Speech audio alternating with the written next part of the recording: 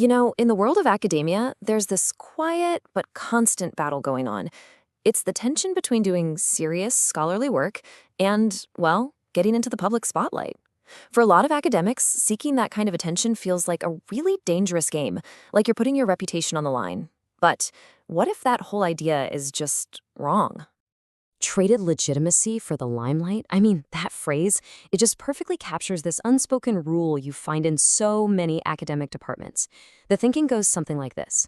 Real, respected work that happens quietly, in the pages of peer-reviewed journals. So the second a professor pops up in the media, you can almost hear the whispers from colleagues, wondering if they've sold out, trading that deep, hard-won scholarship for a little bit of fame. So yeah, this brings us to what we can call the scholar's dilemma. And look, this suspicion, it's not just office gossip. It creates a very, very real professional problem with some pretty serious consequences, especially if you're a scholar just trying to build your career. Think about it, especially for junior faculty. The risks are incredibly specific. Getting out there in public can actually be used against you in your annual review. It gets framed as a distraction from the real work. You might get labeled a self-promoter, or you'll get accused of not being truly committed to the scholarly endeavor. It's pretty common to have it mentioned as a word of caution in faculty reviews, where you're basically told, hey, you need to refocus on getting into those A-list journals. It's a clear warning shot, for sure. Okay, but here's where it gets complicated. Despite all those risks we just talked about, everyone has also known for a long time that public engagement has some pretty clear benefits. In fact, there have always been two well-understood bottom lines in this whole conversation. Let's break those down. First, for the institution itself, having a visible scholar is a huge win. It drives the university's reputation, signals that they're relevant, and helps build their whole intellectual brand. Then, for the scholar as an individual, the benefits are just as real. We're talking invitations to speak at big conferences, new opportunities just popping up, and even doors opening to lucrative consulting gigs. It's the kind of stuff their less visible colleagues just don't have access to. And that brings us to the core paradox of this whole situation. The institution gets all these benefits from its visible scholars, but it's the individual scholar who has to carry all the professional risk on their shoulders. You're basically caught in the middle, trying to help the university meet its goals while also navigating this internal culture that's deeply suspicious of anyone who gets too much public attention. Okay, so for the longest time, that was just the accepted trade-off. But here's the unexpected twist. What if that fundamental assumption, the one that says public engagement is totally separate from, or maybe even bad for, serious academic work?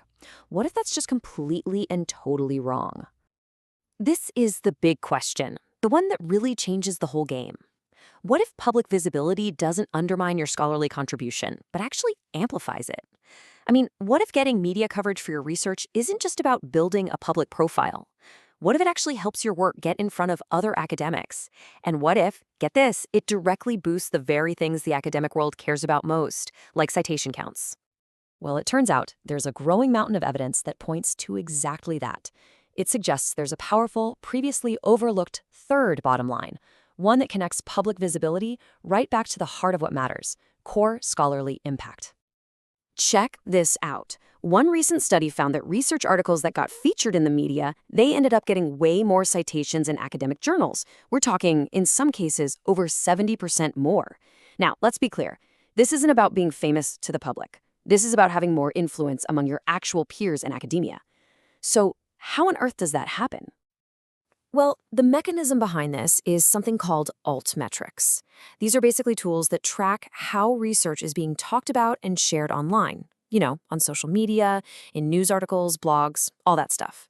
And what researchers are discovering is that these altmetrics are often incredibly powerful predictors of future academic citations. They show us how ideas actually spread and pick up steam in the real world. It really all boils down to a very simple idea.